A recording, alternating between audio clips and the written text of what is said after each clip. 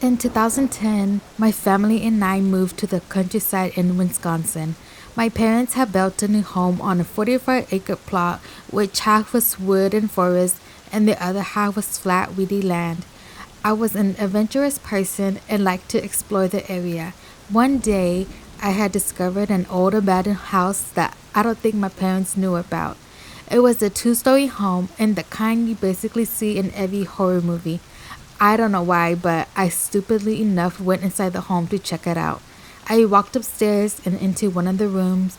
The door was barely hanging on with one nail, and the floor creaked every time I took a step. As creepy as it looked outside, I remembered having a lot of fun just going from room to room. I even thought the house would look nice if it was fixed and refurbished. The last place I looked at was the basement. I don't know why, but I immediately felt a chill running down my back and started to turn back. As soon as I grabbed towards the doorknob, my phone rang. It was my mom asking me where I was and to come back home. I just said I was out exploring and would come home now. I stepped outside the old house, and as soon as I was about to close the door, I heard a female voice whisper, "Come back." That freaked me out, and I ran as fast as I could. When I was far enough, I turned back and saw a white figure from the second floor bedroom window facing me. I just ran faster until I got home. I didn't tell my parents what happened and kept to myself for the rest of the night. But around 5 a.m., when my mom usually gets up to get ready for work, I felt someone was looking at me and breathing hard. I shot up from my bed and looked around the dark room. To my surprise, my door was open when I usually keep it closed when I sleep. A dark shadow crept into the darkest corner of my room and disappeared. I ran out of my bed and turned on the lights. There was nothing. I went to the kitchen to get water, and as I walked towards the water dispenser by the window, I saw the same white figure at the old home. She was standing inside my house. I couldn't scream, and for minutes I couldn't move. I just breathed really loud as if something heavy was on top of me. Somehow I was able to walk back until I hit the wall and slumped down. My body was cold and rushed to my head. My mom came downstairs and saw me in pain. She knelt down yelling and screaming, "What's wrong? What happened?" I just pointed to the same spot the white figure had stood. "I saw a ghost," I said. My mom turned around and saw nothing. My dad came rushing downstairs and came asking what happened. My mom replied, "Your daughter said she saw a ghost. What should we do?" As I found some strength, I stood up and told them what happened during the day. My parents stayed home and called in my cousin, who in our Asian culture is basically what we call a shaman. He looked into it and said that when he went into the underworld, the messenger said he was looking for a girl who was supposed to come to heaven 56 years ago but never came. The messenger told my cousin that she died from heartworm disease and was very sad because her family had left her alone in the house to die. They thought that something evil had possessed her or something. It wasn't until a couple of months when her body was found and she was buried in a cemetery. My cousin promised the messenger he would show her the way, and the messenger agreed. My cousin had my family perform a ritual, and during it, I heard another faint whisper, "I'm sorry, thank you." We walked over to the house, and my cousin performed an outside ritual because he didn't want to be inside the house. As it was over, my cousin was emotional. He said she was thankful and could finally see her family again. My cousin said she was going to be reborn and had met the messenger again.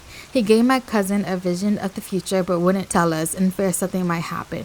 We asked him if it was good or bad, and he replied in joyful tears, "It was good."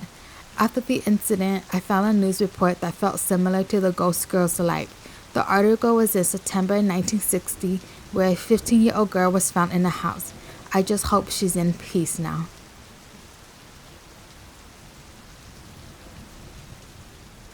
I grew up in Central California in a popular apartment complex that a lot of my friends and family lived in. It was known to be one of the most haunted apartments in the area. Growing up, I heard many creepy stories and still remember two that happened to me when I lived there. I had a lot of friends that lived there or nearby. We would come to play outside the area. At night, we often played hide and seek. One time when we were playing, one of my friends was it, so the rest of us had to hide. I found a hiding spot in a dark alley. It was very dark and quiet, where the only thing I could see was some lights in the distance. I suddenly heard what sounded like someone sobbing quietly. It sounded like it was coming from around the corner, not far from where I hid. Too focused on the game, I didn't even think of anything or felt scared at the time. I thought it was just some random people in the apartment complex, but when I listened again, it sounded more like a child crying. I took my phone out to turn on the flashlight and slowly made my way to where the crying was coming from. When I shined my light, there was nothing and no more crying. Just then, I heard about three people running into the alley, so I hid again in the dark corner. It sounded like my other friends were getting chased by the seeker. That was when I felt a small hand on my back. I immediately came to my senses and ran out of there, not even looking back to see who it was. I ran out of the alley and into some bushes near one of the apartment rooms to hide. This was a long bush that could have hit at least four people. 10 minutes passed when I heard the leaves moving next to me. I thought it was one of my friends. "Hey, are we the only ones left?" I whispered. There was no response. A few seconds later, I heard a quiet voice reply back, "Yes."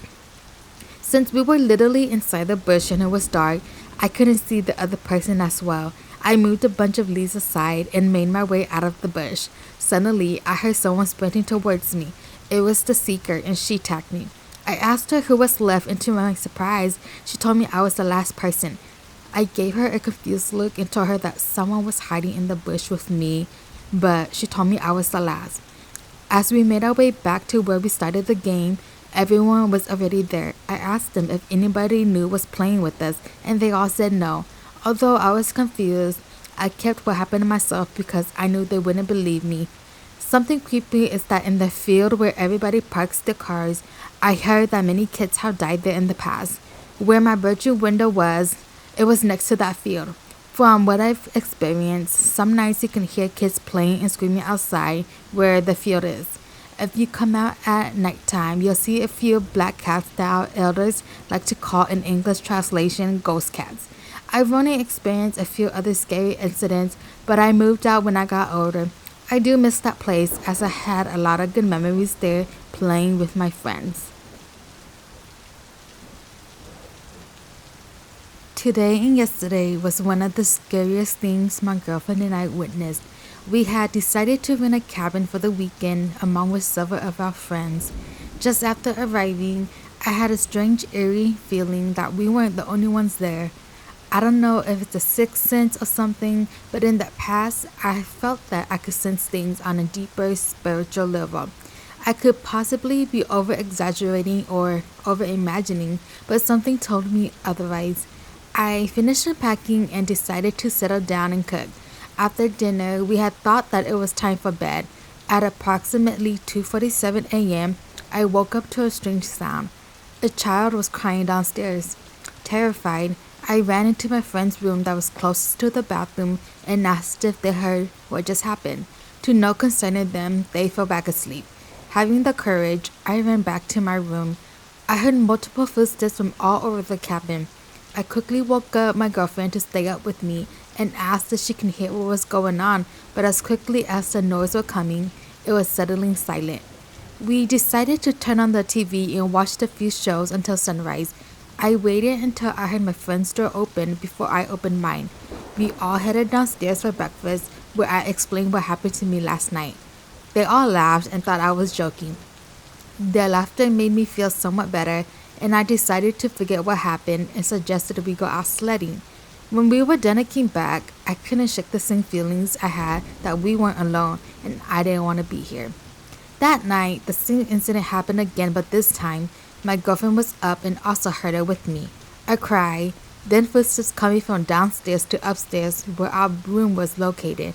Seconds became minutes when soon enough the doorknob started turning as if someone was trying to open it. I ran quickly to lock the door, but it was too late, and the door quietly opened a little bit. I slammed the door shut and locked it. I couldn't help but crouch down and look under the gap at the bottom of the door. To my horror, I saw a pale face looking right back at me. Terrified, I got up and turned back to my girlfriend to realize she was under the blanket, just as scared. We cried for help, but none of our friends heard. I got under the blanket with her, and it seemed as if something was in the room with us now. The mattress pushed down from my feet like someone was sitting on the edge of it. Then, the bottom of the blanket started to lift. It was a figurine of a pale woman staring at us. We both jumped out of bed and ran out to wake our friends up to tell them what happened. My girlfriend started sobbing and went into what seemed like a seizure. I had never seen her like that before, and we called the ambulance. We were at the hospital all night. In the morning, we thought we would grab our luggage at the cabin and just stay at the hospital. Nothing happened when we entered the cabin. My girlfriend was acting strange when we came back to see her. She laughed at the incident as if nothing scary had happened. She was released later that day and prescribed with some medication. My friends apologized for mistakenly thinking I was lying, but I was just glad we were all home.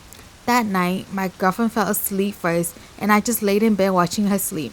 A few minutes passed, and I heard a few murmurs from her. Then she suddenly woke up and told me she felt something was touching her the last few minutes, but her body couldn't move. That scared me. Maybe it was just sleep paralysis, or maybe it was the ghost from the cabin that followed us. I don't know, but I am terrified. Hopefully, nothing else happens, and I will keep you all updated. And I definitely won't be going to any cabins anytime soon.